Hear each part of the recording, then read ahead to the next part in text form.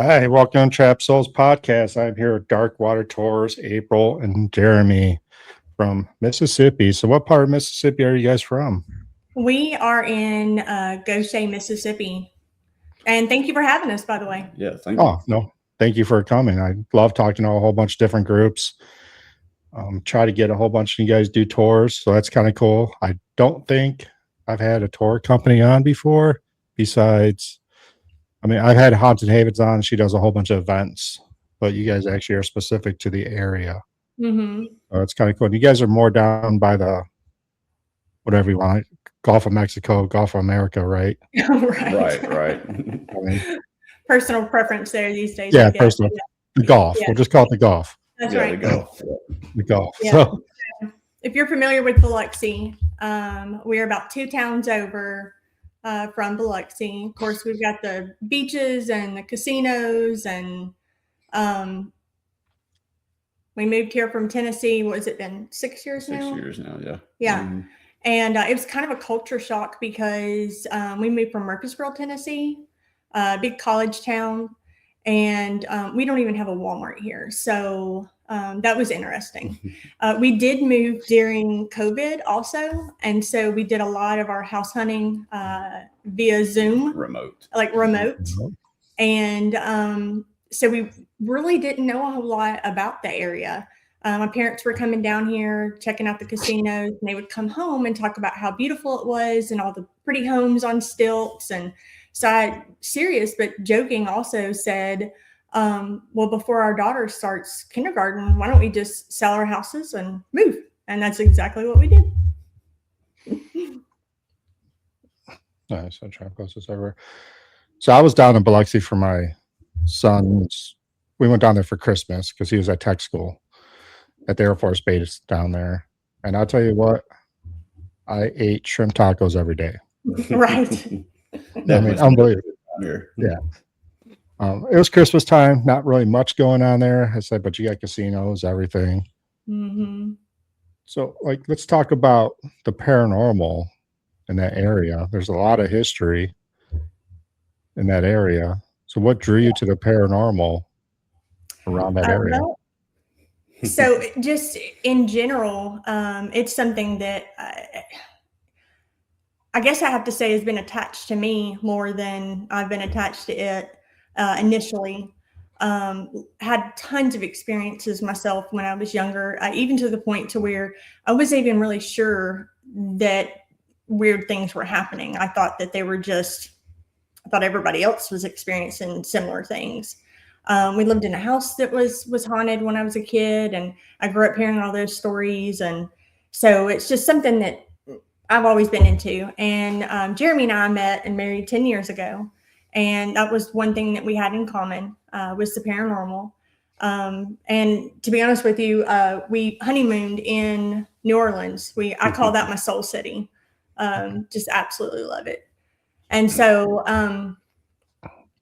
yeah, it's just something that we've always just kind of drawn to it. Anytime we go on any kind of trip or anywhere we go on vacation, we always look for any kind of tours or any kind of paranormal investigations we can do. We love history and we love the paranormal. So we decided to kind of combine the both of those. Yeah. You have to love both of them, I believe. Yeah, absolutely. So did you guys have a tour company up in Tennessee, or is this something you started down in Mississippi? No, we didn't have anything in Tennessee. When we moved down here, we noticed that there wasn't any type of immersive experience. My goodness, we don't even have what are they called? The escape rooms. Unfortunately, where we live with the hurricanes, things get built and then they get destroyed. And slowly but surely, the coast of Mississippi is trying to rebuild. But I'm sure, just like any coastal town, you slow roll it, for fear of what hurricane's going to take it out next. But yeah, so we noticed that there wasn't anything like that around. And I don't know if you visited Ocean Springs when you were in Biloxi, visiting your son, but it is, beautiful town. It's beautiful. It's, mossy oak trees lining the streets. It's not very big. tons of history in Ocean Springs, and it is right on the water. And so we were just like, why not? Perfect spot. Why not? So we got to work. And here we are, Dark Waters Tours. That's right. Yep. So, I mean, a lot of people, like you talk about the hurricanes and everything getting, I guess destroyed, you want to call it. I hate to call it that, but that's what happens. But there's still a lot of history in that ground. And just because a building is gone doesn't mean the paranormal is gone. That's right. That's right. It doesn't, a lot of people, it is funny that you say that, because a lot of people will say, well, it's a new house, it can't be haunted. Well, how old is the land? That's the question. Right. Yeah. So, I mean, what are your favorite spots out there? I mean, you guys, I'm assuming you guys investigate too, just not do tours, but like in Mississippi, I've never investigated in Mississippi. What are some of the hot spots out there? Well, believe it or not, Mississippi does not have a whole lot. North Mississippi and Vicksburg, they have a beautiful place called McRaven Home, and that's pretty popular.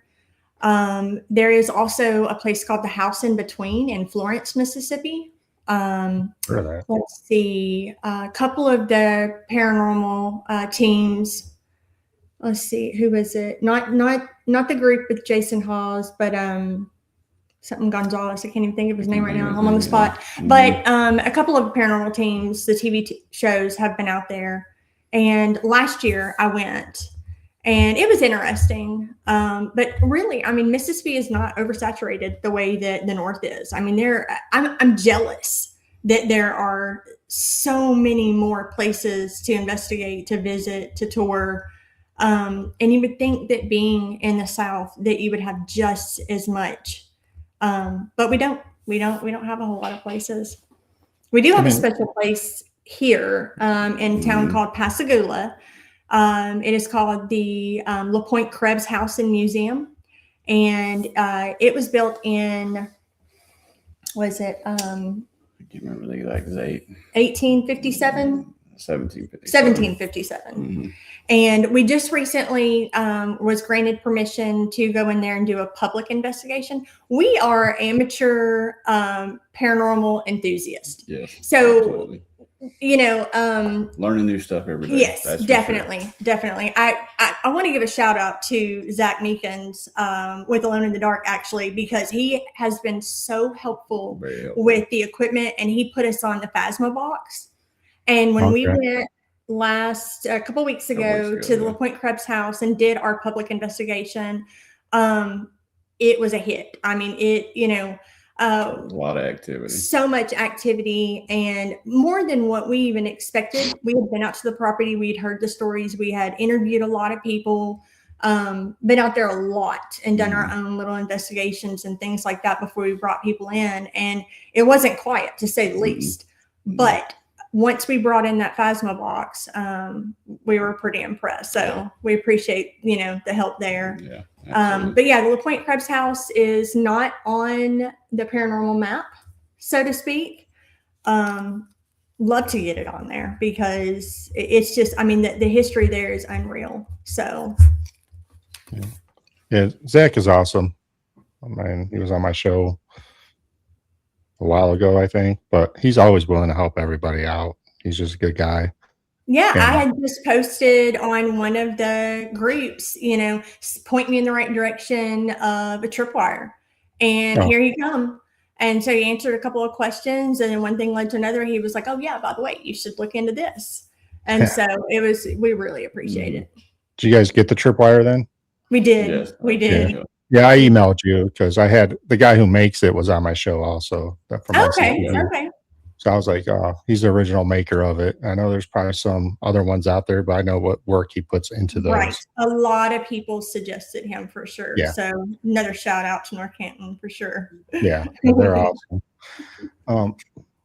You guys talked about being amateurs, investigators. I think that's better when you're doing tours, especially showing people places, because you're learning too. Right. And there's too many people out there just too comfortable, and they think they know everything. And I mean, it's cool to learn a little bit from those people, But when they're going into like the same thing you are and learning, I think they feel a lot more comfortable. Yes, So, I agree. Mm-hmm. and nothing bothers me more than people that think they know the answers to the paranormal. We will never know. I mean, No, absolutely not. I know. And the day I say this a lot, the day that there are no more questions to ask, or I don't, because even every time we go somewhere, I get a little freaked out. And that's the part that I love, The joy of it. So the day that stops happening, on to something next, which I doubt that'll ever happen. I don't think it no, will. I don't think it will. too invested. Yeah. but there was a point in time where I stopped getting like nervous about going into places. But that's why I like to feel. I like to feel the fear a little bit. Like I don't know what's going to happen. And it was a 6-7 month span where I was like, I can walk in anywhere. So I was pushing the limits a little bit, and they pushed back finally. And then now I'm like, okay, I felt that again. Let's backtrack a little bit because it was fun, but I don't want it all the time. But no, that's cool. I mean, it's all about learning in this field, and you always learn. You will get. Have you felt since you started to now a little more comfortable?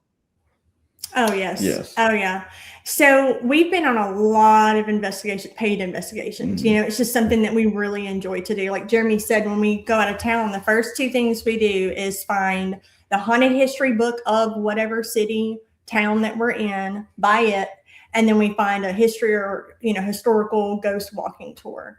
And with the investigations, people would briefly tell us like what it is that we're doing, and that was exciting because we didn't really know all the things, and like that's something that we have vowed to do is just like be a little more informative. Right. So as an example, with the walking tour, they can add on dowsing rods or an EMF detector, and so explaining those to them, which is his job. I even hand him my recorder and I'm like, here, stop this. Like I let him handle all the equipment. I don't know much about it. It gets them more engaged. It gives Yeah. them something to actually be involved with, involved in the investigation kind of. And that's something which, going all these investigations that we've done, paid investigations, is like some of the things that they do and they say, it just doesn't make any sense, doesn't add up. And that's something that she said, we vowed to do when we started this, where we think we would be really good at this, is we know what we would want in an investigation, what we would enjoy doing and experiencing. So, and another thing, we kind of like to debunk everything, if something was to happen, and we're really going to find out that if it actually happened or it didn't, because we don't want any false positives there. Yeah. I mean, that's cool because like you said, get people involved, like EMF detectors. I don't really use them, but just walking around doing a tour, nothing's happening. Then you have a new person doing a tour, and that thing spikes a little bit. I mean, go up 2 lights. How excited do they get? Exactly. Right. And I mean, anybody can walk around and just talk and point to a building. You know what I mean? Yeah. But getting somebody a piece of equipment, getting them involved in it, getting them to actually see their face light up, get a little spooked a little bit. That's what it's about for us. And to shed some more light on the history of the town and let them have a little bit of excitement at the same time. So yeah, there's a lot of history down there, and I'm wondering why paranormal is not that big down there compared to like the north. Right? Is it because of the religious aspect? If I had to guess, I would say good old Bible Belt. Yeah, I would say so. Yeah, I mean it's because you go to the Caribbean, they believe in the stuff. That's right. Majority don't investigate it. We know it's there, we leave it alone. And I wonder if that's kind of got pushed up through 200 years into the Mississippi. I mean, New Orleans is still huge, but I don't know how much they investigate in New Orleans. They do quite a bit. They do. Yeah. But what's an interesting fact about Ocean Springs is that it was incorporated in 1699. That was 300 years before New Orleans ever was incorporated over there. So there's tons more history here before New Orleans ever started. Mm-hmm. And that's what we're trying to do. Like I said, shed more light and get things going down here, because there's tons of it around. There's plenty of it. But we were talking just the other day, all the shows that you see are all up north. Mm-hmm. Yeah. You know, so it's, I don't know. We just like to bring more people down here to see what we have to offer. Yeah. And we didn't know, we knew we wanted to have public investigations, but we weren't sure exactly what that was going to look like. And so I had already been a part of a lot of the Facebook groups, paranormal groups, things like that, for years. And then once we opened up Dark Water Tours, we, suck our way in, and everybody has just been so friendly. At first I was like, nobody, we're not going to be part of Paranuity because we're not paranormal investigators, Right. And so, but that's not the case. We've been treated exceptionally well, and we really appreciate it. We just, we want to be a part of the community, and I feel like we are. But we're excited because in middle of March, we're going to do the Haunted Fairbanks House in Sicily Island, Louisiana. Okay. Have you heard of that one, the Fairbanks House? Yeah, I've heard of it. I've never been there though. Yeah. That's supposed to be pretty spooky. Yeah, there was a couple of episodes that have aired on that one, and so we're pretty excited. It's going to be the Louisiana Spirits that are hosting, so we're just going as guests. We want to meet new people and learn, and also have the experience ourselves. Yeah. I mean, like I said, it's right up our alley. This is what we live for, and then in it's March. We're gonna have a booth at the New Orleans Paracon. That kind of just happened because at first we were like, well, what? We got asked if we wanted to do that, and I was like, well, what in the world would we do? We don't have merchandise. We don't sell anything like that. So we know a guy that runs a tour group in New Orleans. They're the New Orleans Paranormal Society, and fabulous guy. He pretty much very knowledgeable. Took us underneath his wing, and has helped us out a lot when it comes to building the tours and things like that. But anyway, so we're doing the Paracon just to kind of get eyes and visibility and introduce ourselves, because I know that if I'll drive to New Orleans, which we went back November and did the Andrew Jackson Motel, which was on the bucket list for the longest time because it just standing out front gives you the chills. Yeah, it does. So we're going to do the Paracon, and then that's the end of July, and then middle of July we are going to go to St. Louis, Missouri, and meet up with Creations of Uniqueness, the Strange, Dark, and Mysterious Market. And then also Explorers of the Afterlife. They're putting on this camping trip, and going to hang out during the day and then do some investigating at night. And again, we're going just as guests. I mean, we're still, still new to the paid people that taking and doing all the things, just like we want everybody to do. Come to our tour, we'll come to yours.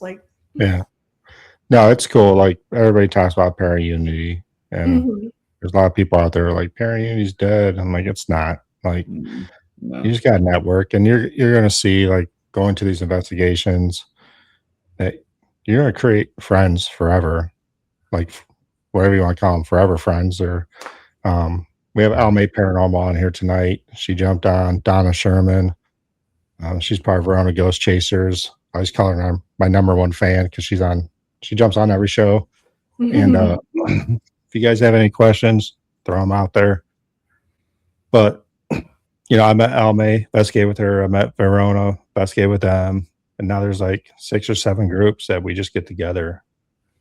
And we just investigate. And like you talked about going camping, have a good time. That reminds me of, we do a fellowship with the spirits. This will be our 2nd year in November. I started last year. I invited 7 or 8 groups. And it's more about just having a good time, going out and investigating a little bit. And that's what we did. We went to Madison Seminary, hung out, I mean, it was 24 degrees in there in the building. So investigate for like 45 minutes, come back, warm up. But it was a great time. And that's what it's about. Like just having a Yes. good time. And there's a lot of good people, like you said, Zach, and all these people are willing to help you out. Yep. They don't know you. That's what's great about it. Not at all. And No. there for a while, they probably had no idea who was behind any messages or comments, whether it was me or Jeremy, because we didn't really, you don't really specify. Nobody does. No. I had put out a post not too long ago and I was like, all right, look, I need everybody to tell me who you're with, what group you're with, if you have a page, if I can't keep up, but it's slowly starting to all come together and I'm connecting the dots. And I mean, the community's huge, like humongous, blown away. I love it. I love it. And like I had mentioned to you earlier, I have had so many different experiences. It just, I can't help but not be, like, I don't know. It's just right up my alley. Like, there's just really no other way to say it. Like, this is my dream job. Well, Josh Gates actually has my dream job, but that'll never happen. So, absolutely. Yeah, I mean, he does such a good job. I love his show, but no, I mean, I think, I started like social media like a year and a half ago. So when I really got into social media, it was cool. Then it got competitive and drama filled. And I was like, I don't do drama. Like, let's just take a step back and let's see where this goes. Then I started my podcast up and it kind of, took off. Then the drama started dropping off a little bit. And I say 90% of groups out there just want to have a good time and investigate. They're not competitive. Even podcasters. I've had podcasters on my show. I've gone on their show and we support each other. That's what I love about it. It's not, listen, I don't make any money off this. Like, no one makes money off paranormal. You guys do tours. You guys might cover your costs. I mean, that's the way it is. Yeah. And that's what we talked about when we started this, is that we're not trying to get rich at doing anything like this. We enjoy doing it, and we enjoy getting together. And that's one of the best things about it. We do it as a family. Our daughter even gets involved with it. If she's 8 years old, she enjoys doing it. So that's one of the things that we just love doing it. And that's why we want to get everybody else involved as well and come down here and get people to see we have more to offer than just beaches and casinos. I mean, there's more to it than that. So do you guys get any backlash because your daughter's so young? That answers that question. No, well, go ahead. It is frowned upon a little bit. The main thing that we get told a lot is, you're going to bring something home. She's going to bring something home. I don't know. As long as you protect yourself and do your prayers, you're good. Our daughter does not go on full-blown investigations with us or anything like that. But what she does enjoy doing is like the prep work. Like when we first started going out to La Pointe Cribs before we opened it up to the public and we were doing our own little investigation, she likes to walk through the cemetery with her dowsing rods and and she also likes to listen to EVP recordings with Jeremy. And so but she also makes our we've done a few videos with Raven, put it on TikTok and things like that. But she enjoys doing that. Yeah. She's a little actress. I'm not really worried about it because she's not full blown, she's not breaking out the Ouija board on Friday night saying, can we have family night? game night, break out the Ouija board. Yeah. No, I mean, honestly, I don't have a problem with it. My daughter does it with me. I mean, she's older now, but I think she was 12 when she started going with me here and there. But I mean, you're a mother, father, you're not going to put your daughter in harm's way. No, absolutely not. And being even amateur investigators, as you call yourself, which you're more than amateurs. But what do you think? What do you think like friendly spirits to dark spirits are? I mean, I believe there's like over 90% of spirits just want to be heard. I agree. Yep, absolutely. Like, So I mean, they're either trapped or don't know what's going on and or just need help. yeah. I don't think they're here to necessarily bother or hurt anybody. There's, I think they just want to be heard, right? Yes. and remembered. I mean, that's my biggest thing. I always tell everybody, a lot of people on my show, is that I'm not here to try to find the answers to the afterlife. I'll find that out sooner or later. That's life. I mean, I just want, but the one thing everybody's scared of is being forgotten. So let's go out there and remember. And that's what you're doing with the history. Yep. You're remembering the history, which, let's be honest, in this day and age, we try to erase history. Mm-hmm. So you guys are keeping that alive, so to speak. Right. And, and that's a beautiful thing to me. I mean, I can go to a place, get no action, but it's just cool to see that building or that place because of the history that it went through. I'm going to bring up one thing too, beaches. Do you guys investigate beaches with all the shipwrecks? I mean, I know they're miles off shore, but do you think there's something there? I do, yeah. But we have not investigated a whole lot on that side, but I definitely believe. I mean, I couldn't imagine that there wouldn't be. Just. I'm sure there is. I'm sure there is a lot of activity, but yeah, we haven't had the chance or opportunity to get over to doing that part of the investigations for the beaches or any shipwrecks or something like that, which it'd be cool to do. But it's just, you got to know the right person. And that's what we're trying to do, is try to network and get involved in some of these things and figure out how we can get to these investigations. Yeah, a lot of private areas here is what Jeremy's talking about, like as far as like going and investigating on. We have like several public beach areas. But have you ever heard of the Singing River story? So long time ago, there were two tribes, and they were fighting. And one of the tribes, Indian tribes, were getting the best of the other. And so one group, and I apologize, there's literally, to this story, there's no like tribe A or tribe B, like any type of name or anything. But supposedly they chose death over being like, they walked into the water hand in hand, and they were singing a song. And we have actually heard it. They claim that you can hear this humming, singing sound over in the Pascagoula River, over off by in Pascagoula, Mississippi.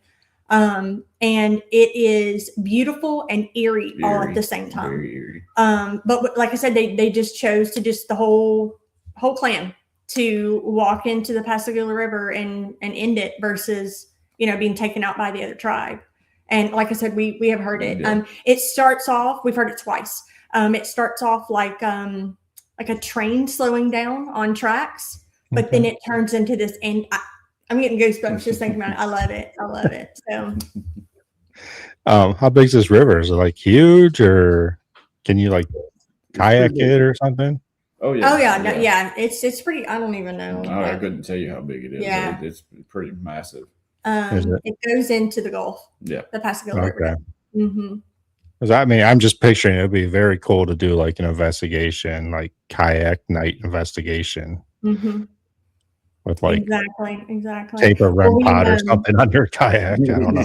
Right. We've knocked on the door of the home, which is also historic itself, that is on the property where this happened, and we're still knocking. So okay, I mean, something different, you know, even if it's boats. Do you guys have alligators down there? Oh my gosh, yes. When we first moved here, there was one in the middle of the road, like you would see a deer crossing, and I was like, I don't know what to think about Mississippi, but and turtles, and we call them trash pandas. What's their real name? What are they called? Raccoon. Trash panda. Raccoon. Yeah. So we call them up. Same thing up here. Yeah. They actually call our city nature's playground because we have everything. We even have a black bear. No joke. So. Yeah. I mean, Yeah, we don't have alligators, but we got trash pandas, and some bears will come through here every now and then, migrating to the mountains. So it's but as long as we don't have alligators or poisonous snakes, that's all I care about. Like, I'm Right. not that stuff scares me. I'd rather walk into a haunted basement than deal with any of that stuff. So Yeah. Right. no, it's cool. Mississippi's awesome. A lot of history. Let's get into your investigations. Like, have you ever gone into a place that you like kind of question, like, this is pretty bad in here? No. Mm. No. And this is probably bizarre to say. I'm sad that I haven't experienced that yet. I thought that it was going to be like that at the House in Between in Florence, Mississippi, because of what I had heard about it, and just poltergeist type activity and demonic and all the things. And no, I remember one investigation that we did. This group of people was telling us this is the worst part of the house. This is where everybody feels they get sick, and be careful, you may pass out. And I was like, I am so calm in this room. Well, then we ended up going upstairs, and that was the room that I was like, what is happening in here? But it still wasn't anything that I kind of felt like, maybe we shouldn't be here. Yeah. I mean, it's hard when you are hyped up to it. It could go either way. Right. Yeah. You know, you can influence yourself into thinking you are sick or nothing. Right. I mean, usually no in between. So I don't do history before I go to a new place. Going That's just my blind. thing. I go in blind because I don't want to be influenced. Right. Now, if I get stuff, I'll go back. I'll do history, then go back, because I don't want to be. Because you guys use a whole bunch of equipment too, like as you said, EVPs. If you hear the word Sarah, you know there's a ghost Sarah in here, and you go over EVP, you're probably going to hear the word Sarah on there. So I don't like to be influenced. That's just me. A lot of people are like, you have to do the history. And I'm like, I will, just after the fact. After. It is cooler to find out after, because it's like, it's that aha moment, like, like, no way, we caught that. Like, I didn't realize that this was, going to happen, or that this was a thing, at the LaPointe Krebs house that we did the investigation a couple weeks ago. We didn't tell anybody any of the reported things for that very reason. We wanted them to experience things on their own and not be influenced. Like, when you hear tour company, a lot of people probably think, oh, well, they're about jump scares and they're fabricating things and making stuff up. And, we don't have to. No. We've the stories are there. The situations have happened. We took a guy on a tour that was total skeptic and nice guy. But he let us know from the jump that he don't believe in he don't stuff, believe. right? His wife dragged him out. We said, okay, cool. The very first stop was the L&N Railroad Depot in Ocean Springs. And he was standing back a little bit, and we were talking and explaining and going over the history part of it. And he called somebody over. But anyway, he said that he was seeing like this shadow peek around a door frame. And so we all stood back and looked, and it was like a 10-foot, in the older homes and spaces back then, they would have the windows above the doors that you could crank open, and it's to let the draft in and things like that, like ventilation. Yeah. And that's where he was seeing. Well, the next thing you know, we all started seeing it. So he was like, okay, I didn't expect anything to happen. And we tell people, the spirits are not circus animals. We cannot guarantee that any story that we tell you that you'll see or hear or feel. We have another stop that part of the story is where the woman was, she would always sit on her front porch and just kind of keep an eye on the neighborhood. And every time we stop there, no matter what, if it's the 6:30 tour or the 9:00 tour, if the wind's blow, if it's windy out, it doesn't matter. That one spot every time, everybody's hair will just whoosh, just like, and it's unexplained. We don't know, about, but And so, yeah, so like I said, nothing made up. We don't do jump scare. We don't, If it happens, it happens. If it doesn't, it doesn't. You know, and that's why we enjoy doing it. It's because you never know what you're going to get with it for sure. And I have to tell you too, at the LaPointe Krebs house, we had our tripwire out, and we started it off. We started it off with no sound, and then we moved over to another part of the house, and then we came back. We didn't take the tripwire with us. We were just doing like different segments of different things, and that tripwire did not go off one time. It was fine. It was fine. But at the very end, when we were thanking the house and thanking whoever interacted with us the whole entire time for allowing us to be there and to talk to us, it went off. It was the coolest thing. We were able to catch that on camera. And so that to me meant more than seeing it go off randomly the whole entire time, because it was kind of like, you're welcome, bye. It was pretty cool. Yeah, I love the tripwire because you have to get within like 2 inches for that thing to go off. Mm-hmm. Right. It's not like the dead bell where you can be 4 or 5 feet away from it. If you have your phone, it'll go off. The tripwire is like my go-to besides my recorder. And I love that thing. So that's all I'm going to say about that. But I mean, no, well, I mean, like, you think about the Phasma box that I had mentioned. Have you? I have not used the Phasma box yet. I'm supposed to do an investigation with Future Ghost coming up, and they're pretty tight knit with Lona and Dark, so maybe they'll have one. I don't know. I've heard it. I've been trying to get a Fent box made for 6 months. Supposedly I might get one this summer. We will see, but I mean, I love my spirit box. I use that all the time. That's like my go-to if nothing's really happening. I'll break out the spirit box. I mean, obviously the recorder you don't know till a week later, so you don't know what you got. But EVP wise, I'm an EVP junkie. I'll record if I'm in a place 8 hours. I'm recording 7 hours and 45 minutes, and I will listen to that for 7 hours and 45 minutes. If I get one EVP, I'm happy. Right. Yes. Right. So, talking about the gentleman that was founder of the LaPointe Krebs was Hugo Krebs. That was one of them. And rule of thumb, and this probably better than us, that if one person hears it, it probably wasn't that. But if 2 or 3 people hear it, then that's what it was. That's what it was. And we got some really cool. Hugo came through on the Phasma box. We even had a little girl that said "blowing kisses" like in a sing-song voice. That was pretty cool. And so there's a lady there. Well, she was there. Her name is Julie Remy, and she was an African American slave back then.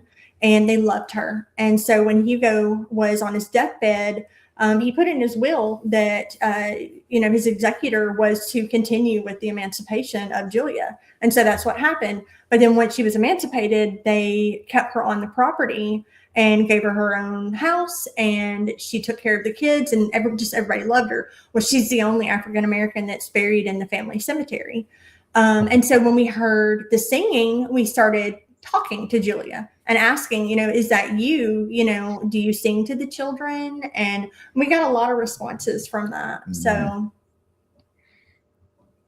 yeah, that's cool. Like you talk about, I have one EVP that I really love. I have a few, but I was doing, like I said, I don't do any history before. We were at one place, and I was actually at work listening to my EVPs because I have a little downtime, and a name came over, Henry Garnett.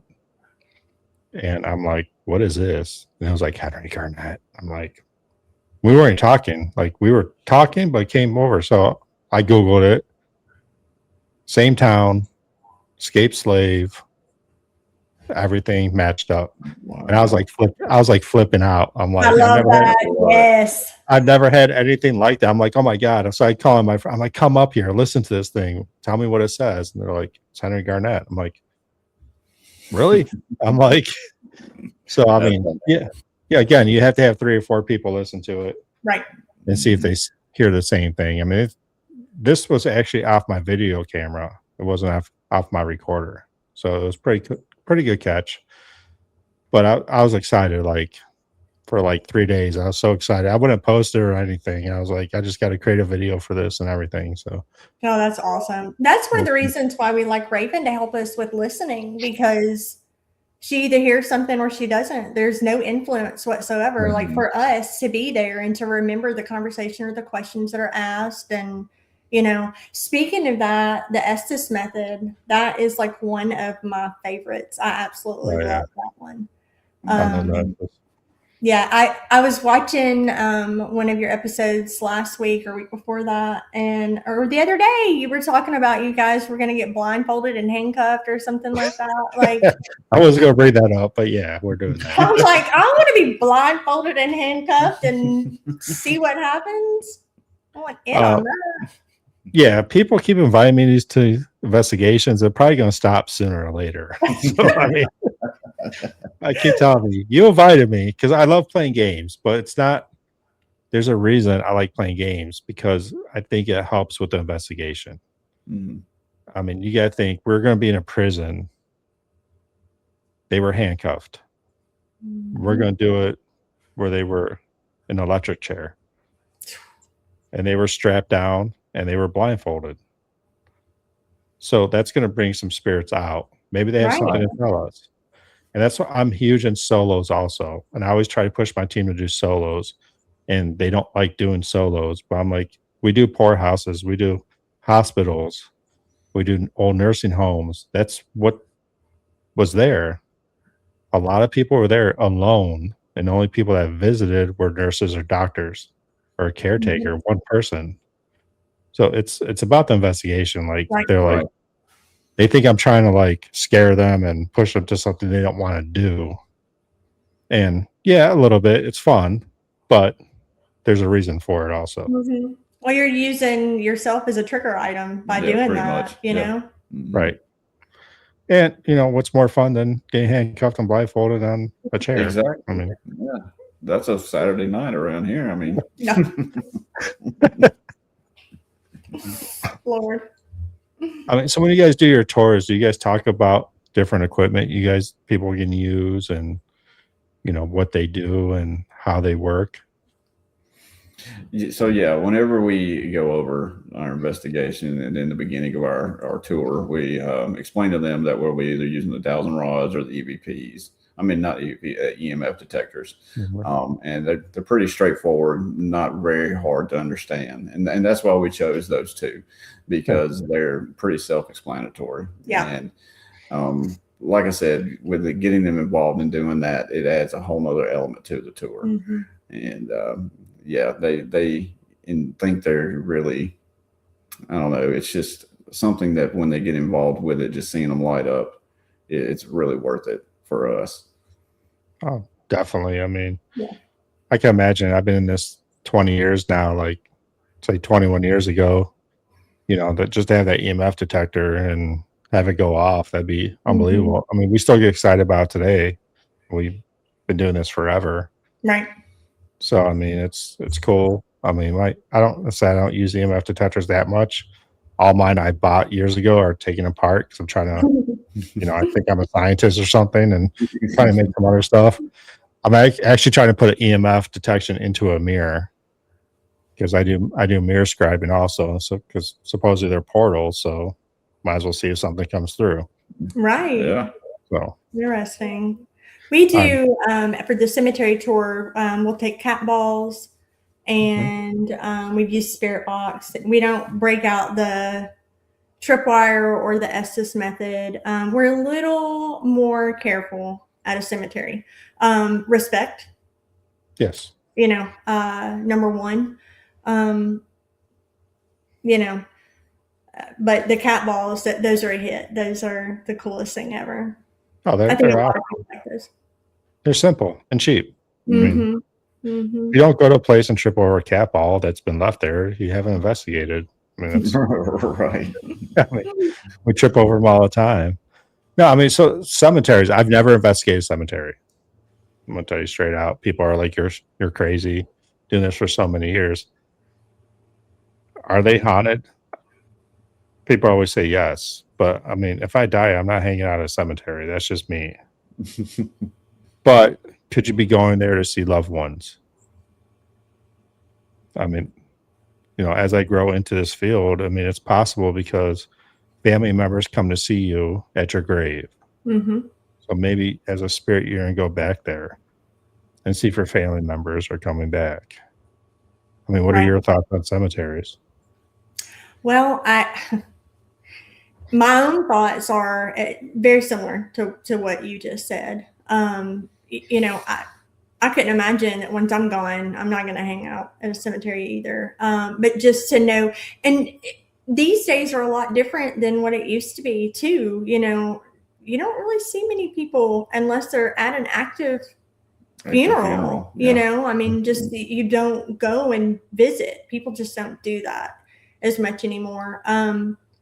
That's one of the reasons why I said that we're a little more careful at the cemetery, because I kind of feel like the activity that we do get there is a portrayal, of the friendly ghost.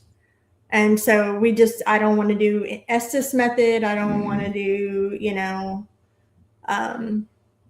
the cemetery is more just for the atmosphere, the history, because it is one of Ocean Springs' oldest cemeteries that we have. But as far as like a deep dive into it, if that makes sense, we just don't. Yeah. I mean, old cemeteries are unbelievably beautiful, like the headstones and everything. And yeah, I mean, I could see a spirit going back and saying, to a loved one, hey, I'm okay. Right. You don't have to come here for me. Yeah. I'm not here. I'm always with you type thing. You don't have to come to because I mean, I believe when you pass that your energy is gone when you pass. So time your body gets to the cemetery, there's nothing there. Right. There's nothing there. Right. But everybody has different beliefs. And right. If you need to go to a cemetery, go to a cemetery. I mean, right. Like it's odd that like my grandfather was my mentor, my best friend growing up, and I've never visited his grave once because I just talk to him anytime I want to. That's right. Absolutely. So I agree with that. And I've had 2 psychic mediums on 2 different occasions, about a year apart, tell me that he's with me. Really? Yeah, and I don't believe in that stuff. So, I mean, actually, I'm starting to. You need one more person to tell you, then you'll start believing. Yeah, I mean, 2's just luck, 3's for sure. True. So. That's true. 3rd time's the charm. Yeah. Let's get into Paracons a little bit. So I'm doing my first Paracon in September. Nervous as hell about it. Well, we are too.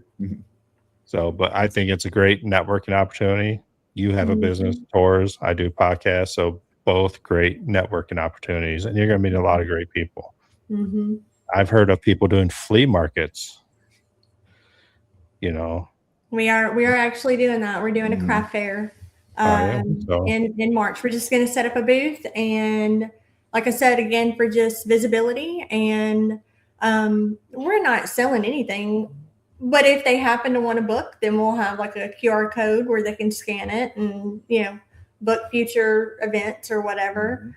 But yeah, I mean, Facebook and Instagram and TikTok is just not enough to get the word out there. People want to know that you are legit, that you are, it's kind of hard to just Facebook is just not the only route. You've got to get out there and network and get your name out there. So if that means going to craft fairs, that's what we're doing. Well, I mean, think about though, because social media, you're just showing people that are already interested in this. That's right. Right? The paranormal, the history. If you go to a craft fair, you're gonna get Mary Jo walking by and be like, "What's dark water tours?" And come talk to you, and then be like, "Hey, like my daughter's coming down next month. We should do a tour." Right. That's how it starts. That's how I picture it. So I mean, well, I tell you what really helped. We with our area, we are big on Mardi Gras. You think a lot of people think that it's just New Orleans. It originated in Alabama the whole coast of Mississippi is big on it. I mean, we have Mardi Gras balls, we have 4, 5, 6, parades a day all over everywhere. And so we were looking into doing like joining a Mardi Gras float and throwing cups out with our logo on it, or just any type of advertisement.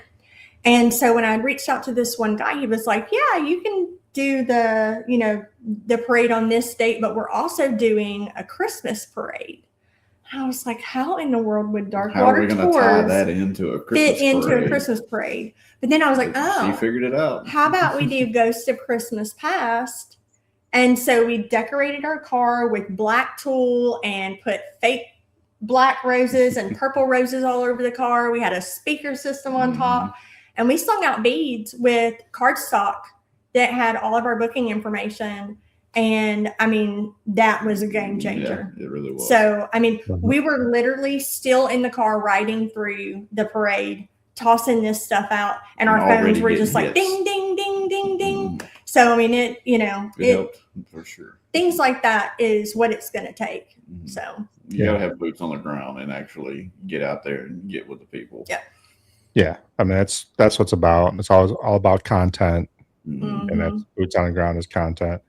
Like I do, I make a lot of like shirts, and I can't because it's opposite, but shirts, hats. I have a whole bunch that I just supposed to sell by giveaway most of the time. It's all about getting my logo out there. Right. And people know what I do. And I've had this conversation with other people, like, you only sell your shirts for this much. I'm like, it's about just breaking even and getting my logo out there. Right. Because I'm a podcaster. I want people to come on my show. I want to get to know you. I want other people to get to know you. That's my whole job. So Yep. No, that's cool that you guys are doing that. So business wise, growing pretty good then? The winter is a thing, even in Mississippi. And then with the holidays, and then with Mardi Gras, but that's we expected it. Yeah. And so, but no, I mean, everything is going really good. I cannot wait for the warmer weather. I know that we're very excited because with the paranormal investigation that we offered at the La Pointe Krebs house, it was just a one-time deal. And it went over so well. And we had so many people that had contacted the museum and us separately wanting to open up for other dates, that he had reached out to us the other day and said, let's do it once a month. And so super excited about that. And then another thing too, we actually have another guy that runs our tours. His name is Clayton. So Clayton, if you're watching, please forgive us that we have not mentioned you up until this moment. We love you. We love you. We were doing another event. We had volunteered to present these like dollhouse size miniature replicas, or of past places, restaurants, fish camps, historical homes in d'Iberville, Mississippi, which is another town close to us. And towards the end of it, I kind of looked down and I saw this guy, and he was presenting and going on. And so I walked down there and listened to him. And I was like, oh my gosh, he is so good. So when we got the opportunity to do the La Pointe Krebs house, we were like, it's just the two of us. Like we build the websites, we map out the routes. We do everything from soup to nuts. And I said, we've been granted this amazing opportunity to do public investigations at La Pointe Krebs, but how are we still going to run tours? How are we still going to do cemetery tours and do the La Pointe Krebs? Because at the beginning, we thought that this was going to be like an every weekend thing. And then the board was just like, let's just see how things go, which is honestly, that's the way it should be, from the beginning, is see how things go. But anyway, so Clayton is one of our tour guides. So if we are doing a cemetery tour, and then in the future, the once a month when we're at La Pointe Krebs, Clayton's our guy. Yep. He's so good. I mean, he's better than us, actually. I think part of it is that when we first started this, we were like, we're not going. We had we were walking around downtown Ocean Springs and mapping some things out, and we had a few people that just would flat out say, hey, what are you doing? And we would tell them what we were doing.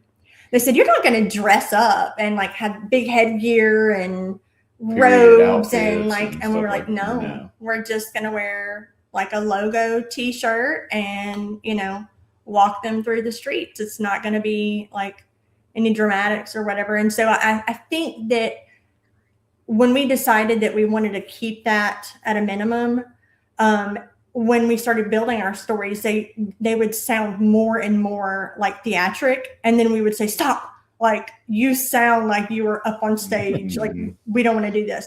But with Clayton, he doesn't have that same mindset. No, so when he goes to talk about it, it's just like, I'm like, tell me more, Clayton. Like, it's so good. It's so good. No, I mean, that's cool because, I mean, that's my biggest issue. Like, because I do Facebook Lives and TikTok Lives when I do investigations. I don't get excited. Like, it's weird. Like, I have people I work with. They're like, oh my God, the trip rope went off. I'm like, trip rope. Like, wow, great. You know, it's cool, but that's just my personality. Just get excited. But I think you guys are in a good area to do this because, you know, it's touristy. You know, Biloxi is. You got the casinos there, but there's a lot of families that go down there because of the beaches. Mm-hmm. And besides looking for shark teeth on the beach at night, there's really not much else to do down there. What else is there to do? Yeah, so might as well go on a ghost tour. I mean, I reached out to you guys because I was going down there, but you guys were, I think, going back to Tennessee during that time. Yes, I was down there during Christmas. So my son's in Nebraska now, so I don't know when I'll get back down there. Oh, goodness.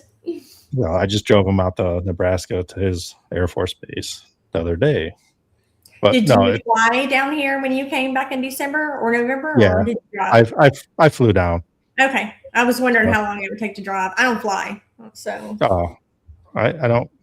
I'm getting used to it. So, I mean, I'm a type of person that needs an exit strategy on everything, and planes, you don't have one. So, it's taken me a lot. I'm not afraid of ghosts, but I'm afraid of planes. It's not happening. Yeah. No. I would be your solo pro. I would go solo anywhere before I would get in a plane, hands down. Yeah, I'm getting better at it. So I'm flying to UK in June. So we'll see how that goes. Nice. And, yeah, I'm doing 4-night investigation out there. So, or over there, whatever you want to call it, across the pond. Across the pond. That's right. Across the pond. No, I mean, no, it's cool. Besides, I mean, Biloxi, I can tell you one thing. What's up with all the freaking Waffle Houses? Have you seen the $1 Million Waffle House? Did you happen to? It's like up on stilts, and I don't know. It's like they're on every corner. Every one. It's a mile. I don't think it's a mile. Like I'm driving down. It's not. It's not. It's awful. And then the one, what's the one IHOP they have? You can't even barely fit in. Oh yeah, it's so tiny. And it's funny too because a lot of our like mom and pop restaurants close at like 6 o'clock, and they're not open on Monday. Like I told you, it was culture shock coming down here. We love not having any traffic. So, but I'm so glad that we're here. I mean, you know, I believe that everything happens for a reason. When I joked and said, let's come, there was a reason. And, you know, my parents are here. And so, and we're like hour and a half to New Orleans and then like an hour and a half east to the pretty beaches. I mean, what else could you ask for? Yeah. Perfect. But I can tell you one thing. I've never been possessed. I've never really had an attachment. I've never eaten at a Waffle House. So I think I'm doing pretty good in life. So you mean to tell me that when you were here, you were not drawn to none of the 5,000 Waffle Houses? No, it was close because I was there Christmas Day. It was just me and my son. My wife had to fly back, you know, a day earlier. I think we went to like CVS because they were open, or Walgreens. And we found a Mexican restaurant that was open, but it was close to coming to a Waffle House. But I fought the urge and didn't. Love it. That's too funny. Well, I'm glad that you haven't been possessed, but you do need to try a Waffle House. No, that's a southern thing. Do y'all have a lot of Waffle Houses up north? Not one every 500 feet, but there's a couple. You want to know what else we have every 500 feet? Dollar General. Yeah, we got that. Mhm. We do have Dollar Generals everywhere up here, and I won't go in them. I will not go in We Dollar don't have a General. Walmart. Yeah, we can't have a Walmart. That's No, it. Mm-mm. there's a Walmart. No, there's a Walmart there. Well, we've got them like in the bigger, like Gulfport is considered like one of the bigger, yeah, but little Goshen, Mississippi, No, No. nothing. We don't even have a downtown. it's not a bad thing. Traffic's better than. No, it's honestly, I yeah. wouldn't trade it for nothing. Murfreesboro traffic was not fun. No, we love it down here. And there, there's a lot of, it's really funny because in the last 6 years, we have been talking about how much we missed out on in Tennessee. There's the Stones River Battleground. There's, you could probably tell me all the things everybody knows. There's so much in Tennessee. My uncle was locked up in Bushy Mountain. I was about to ask you about Brushy Mountain. My dad, when I asked him, what did he get locked up for? It's a penitentiary. He said stealing fruit. That's the only thing he'll tell me. He didn't get locked up in a penitentiary for stealing fruit. I don't think I'll ever know the answer, but. Did you get to investigate Brushy Mountain? No, we did not. No. We did not. And it's like we're here now, and so now when we go back home, we're like, we need to make sure we get over there. Mm-hmm. Yeah. But when we lived there all our life and never went. Never went. Yeah, I Brushy Mountain's one of those places I want to go on. Hopefully next year. My schedule's full this year. I can't do any more than I'm doing. It kind of like I booked one and everybody else invited me everywhere else. And I'm like, I made the schedule. I'm like, I'm done. Like, right. I can't do anymore. But no, Brushy Mountain is cool. Like I would love to do Brushy Mountain. And there's old South Pittsburgh Hospital. South Pittsburgh. Yep. Mm-hmm. And your shrine's not in Tennessee, is it? I'm not sure. Never heard of that. I don't think so. What's the dam called out towards Chattanooga? That one's getting pretty popular. I can't think of the name of it, but yeah, it was weird because like when we would travel for vacation, we looked for things like that. But then when we were back home, it was all work, and just never really even thought about it, about seeing what was. I mean, when we were younger, we did go to certain hot spots around where we lived. Yes. Beth Bureau Church was one of them that we've been to, and Chapel Hill Lights. Yes, we've got the Chapel Hill, Tennessee story, which I think every state has this one. It's where the swinging light on the train tracks. Oh, we have the Lady in Blue. Yeah. Yeah, every town has a freaking Lady in Blue. Yep. Mm-hmm. Like exactly. It's just funny because they do ghost tours in certain towns, and there's always a Lady in Blue on the road tracks. So I'm like, no, there's not. And there's a Sarah. There's a Sarah in every haunted location too, for some reason. Yeah. So we had told you that we like to debunk things, and the Windsor ruins. I don't think I've heard of that I one. never heard of that one. Where's that at? Central Michigan? Is that down Mississippi or Michigan? I've been told though that with the railroad tracks, if there are two spots to cross over within a mile or so of one another, you can go to one spot and then have somebody drive over, and when the headlights hit the tracks, it shoots that light down. And so we've tested that, and it's exactly what happened. What happens. And so unfortunately, Fort Gibbs. Never heard of that one. I'm gonna look into that. We'll check that out. No, I'm lucky because I'm in Ohio. They say it's one of the most haunted states. It's still kind of out there. I know Texas has a lot too. Pennsylvania has a lot. West Virginia, Kentucky. We got like the tri-state area that's pretty big. I'm fortunate enough that I grew up with Madison Seminary doing my investigations. I know a lot of people, it's gotten big lately because a lot of people have gone there through shows. It's 10 minutes down the road from me.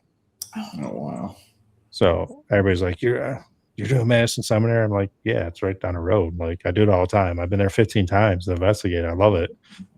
And one thing I want to ask you is because Madison Seminary, it's a big place, but it has so many different types of spirits. That's why I love it. You got your dark jackass doctor in the attic, and then you have your nurses and kids and everything that likes to play. Do you guys have anything like that down there? Where, because a lot of places you go to is just like dark, or it's just a nice place. Is there a mix? A place you guys like to go that's like a mix of spirits? We really haven't, because Mississippi doesn't have that many public spots, so more so for Tennessee, I would say.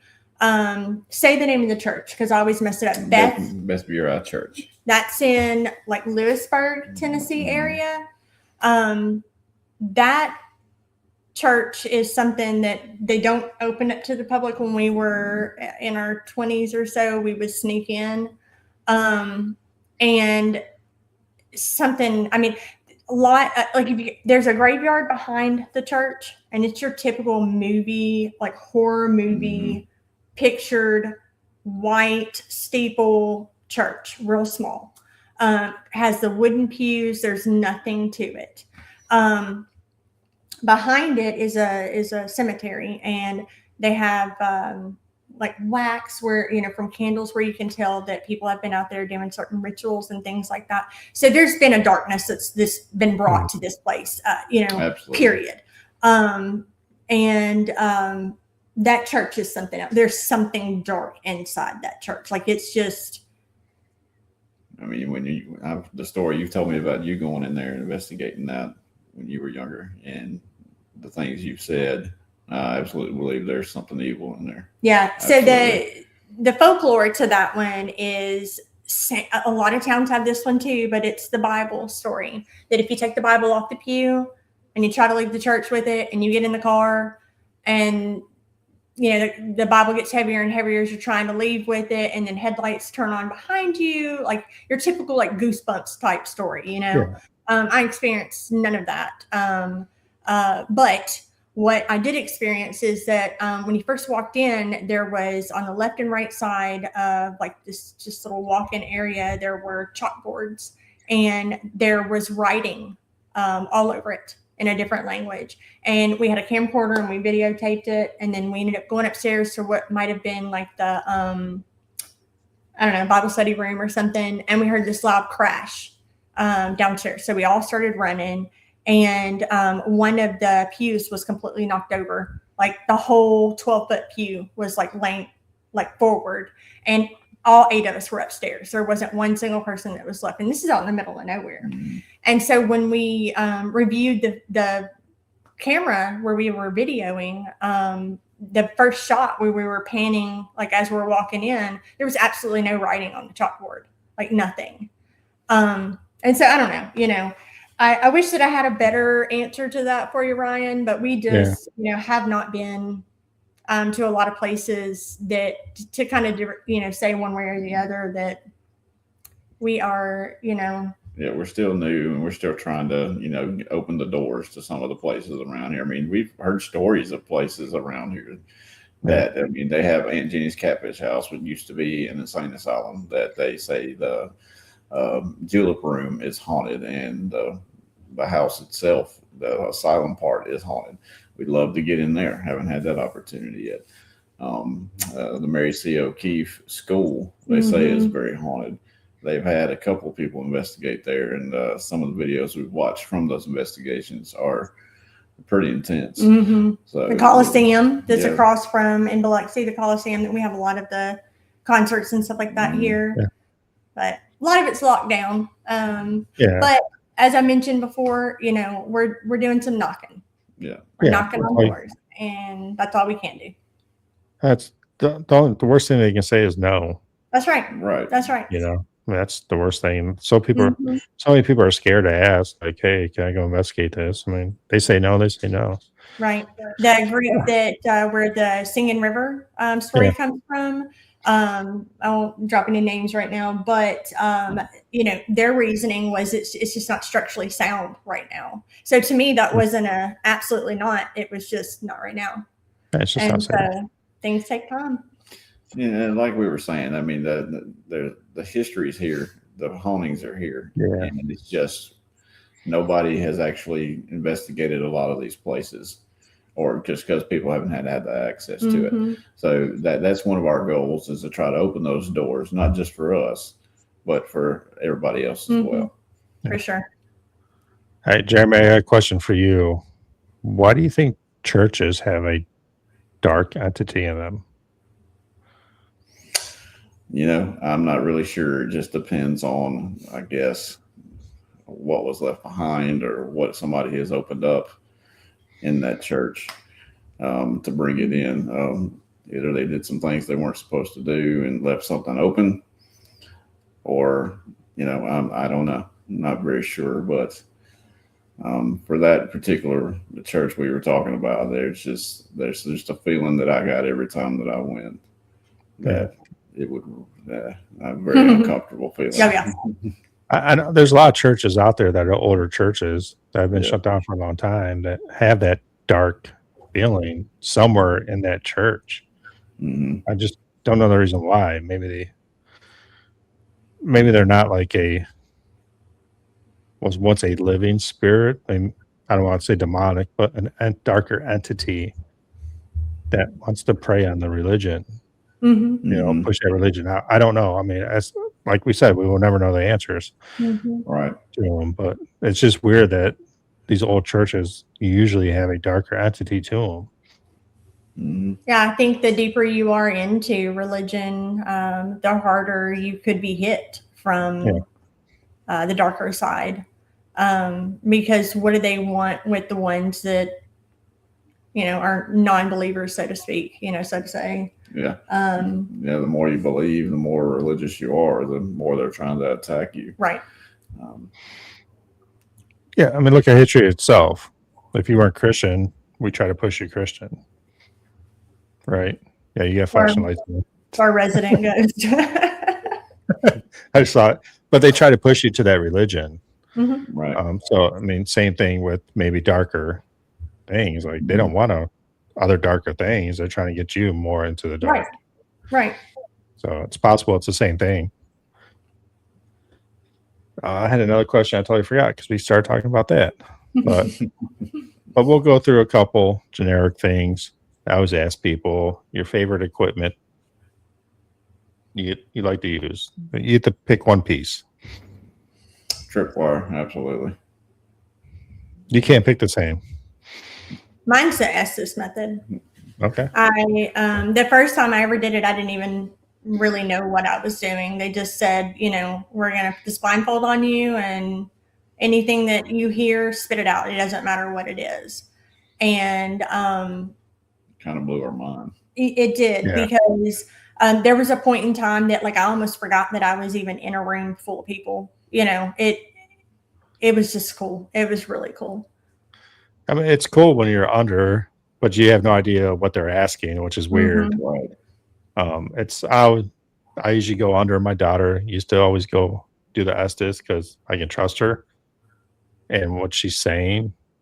But like she stopped going, so I started doing a lot more. It's a practice; you gotta get used to it. But once you come out and they're saying like, "Oh my god, like this, and this matched up," you're like, "Really? It didn't make sense to me." But then you watch the video and you're like, "Damn, that's pretty cool." So Yes. we're doing an Estes this Friday. We're going to the Bel Air house, which is a pretty dark house. Had some history myself there, and one group's going with me. Verona had some history there, and I just felt like I needed to go back for a third time for some odd reason. And I invited Mandy from Ghost Sisters to go, Mhm. and she's going to go with us. And I think we're going to do Estes Attic, which is pretty active, and the basement, which is pretty dark. And I think we're going to do a double Estes there and have someone in the middle ask questions and see what we get. Cool. So, Yes. a lot of people are doing the double Estes now. It's like the new thing. Then you got the triple Estes. People are trying to outdo everybody with these Estes methods. So I was like, I like playing games. So we have the Fellowship of the Spirits coming up in November, and I think there's 29 of us total going there. It's 60,000 square feet. Wow. So I'm going to try to do like a 15-person Estes method. So everybody has their phones on speakers, and you'll be solo doing Estes with one person somewhere central, just asking questions, see if stuff lines up. That's cool. Can't wait to hear about that one. Yeah, that's pretty interesting. I have a feeling nothing's really going to happen. Maybe not. Maybe not. But hey, the concept is super cool. I like it. I could say I did it. I'm like, right. I'm gonna have to look at the Guinness Book of World Records. What's the biggest Estes method? And let's do this. Right. But again, that's how, a lot of the tools we use today is how we got there. It's just by the experiments of it. Yeah. You never know what's going to work and what's not going to work. Yeah. So and that's the only way we can get there. I love that you guys use EMF detectors, very simple equipment, and dowsing rods, very simple. And I think we kind of need to start going back toward that because of all the equipment we have. And it's a good starting point. I always tell people a cheap recorder and a cat ball. That's all you need. So, but dowsing rods, I gotta get back into them. I loved them when I first started this. I kind of, with all the cool gadgets now, they kind of got thrown to the side. And I always say I'm gonna get back into them. So, no, that's cool. Yeah. So, let's talk about your business a little bit more. You guys do a couple tours I saw online, and then you guys plan adding any more tours besides maybe doing, the house you're talking about, whatever. Or you guys just gonna keep at those 2 tours? So, we're hoping to expand into a couple of other of the coastal towns. But right now we do Friday and Saturday night. We do 2 tours each. So we do 2 tours of the walking tour and then 2 tours of the cemetery. And we just split up. And to keep from burnout, we one will do a cemetery and one will do, one will do Friday and one will do Saturday at a different location and just swap. But as far as like the investigations go, that's something that, like I was telling you earlier, that we would really like to build on that. We're not trying to turn coastal Mississippi into like a, haunted attraction. But, like I said, there's just not a whole lot to do here. And one of the cool things that I can say from this last investigation with the LaPointe Krebs house was that there were a lot of people that returned to walk through the museum because that was part of it at the beginning. We introduced ourselves, we explained what the night was going to look like, and then we walked them through the museum briefly, let them kind of get a visual, and then we moved over to the main house and then eventually moved over to the cemetery. And people were like, this is cool, I got to come back. And so we have a lot of historical places down here in the South that could use some more visitors to help with preservation, And so that's our ultimate goal is just to preserve the history, shed some more light on it. That's right. Got to keep talking about it, and we're not going to let history fade away. Well, I think just like you said, people are talking about it already. The people that went through, they're going to tell their friends, and you hit it right ahead. Preserve these historical places. And a lot of people don't understand like what the paranormal has done to preserve these historical places. Yes, you do have to pay to play, but I've had plenty of owners on this show. They're not rich. They're not getting rich. How expensive is it to put a roof on a 60,000 square foot building? But they're keeping them alive. They're keeping the history alive, keeping the memories alive of these, trap souls, lost souls, whatever you want to call them. And that's what people don't understand. People are like, how can we do paranormal? That's disrespectful. It's not. No. Are there people out there that do disrespect it? Yes. But majority don't. We're here to create memories. You, your family and your daughter are creating so many memories right now. That's right. Right. Mhm. She is never going to forget about. Yeah, absolutely not. I mean, she's going to tell her kids, do you know what me and my parents used to do? We used to sit in cemeteries. And they're going to be like, Right. what? Yeah. And, it's campfire stories. That's right That's there. right. That's what it's all about. I always tell people that's what it's all about. It's fun. Instead of sitting behind a screen, sitting at home all night, it gets her out doing something, gets us out, Mhm. keeps us all active, and we're doing it together. So Yeah. we really enjoy that. That's the most important part. So When we first got started, it was kind of cute because we would walk around downtown Ocean Springs over and over and over again, and then we would have like little recline moments. We would go to the ice cream place and sit down and take notes and ask questions and go over the routes, yeah, figure them yeah. out, She really time liked everything. it, so. Yeah, it was fun. that's cool. All right, And our so- tours are safe for kids too. Yes. Yes. Yeah. I mean, I wouldn't suggest toddler in a stroller. But yeah, so it's really cool. I mean, I appreciate what you guys are doing thank you. down there. I think you guys are gonna do great down there. I mean, you're groundbreaking Mississippi paranormal. I can kind of say that Yeah. on the golf, and you're gonna grow. You're gonna keep growing, and you're gonna keep that history alive down there. I mean, let's be honest. The history is always going to be alive down there. Mhm. Right. That's one thing you guys are very good at. Mississippi, New Orleans, is keeping the history alive. Mhm. For how much tragedy has gone through those places with the hurricanes, always rebuilding, Yep. Yeah. and it's unbelievable of the community down there. Then you add some paranormal in there, you never know where it's going to grow. Yeah, absolutely. So, again, I appreciate you guys coming on. We're an hour 20 minutes into this. I'm gonna have to get down there sooner or later. Yes. Yeah, Come. absolutely. I know I try to get down to Brushy Mountain next year. Hopefully, I can get down there, and maybe I'll just jump on over to Mississippi too. You never know. Absolutely. For sure. Well, thank you for having us. Thank you for having Yeah, us. thank you, everybody out there. Their website is it darkwaterstours.com? Yeah, I was on it today. Tours.com. Tours.com. Mm-hmm.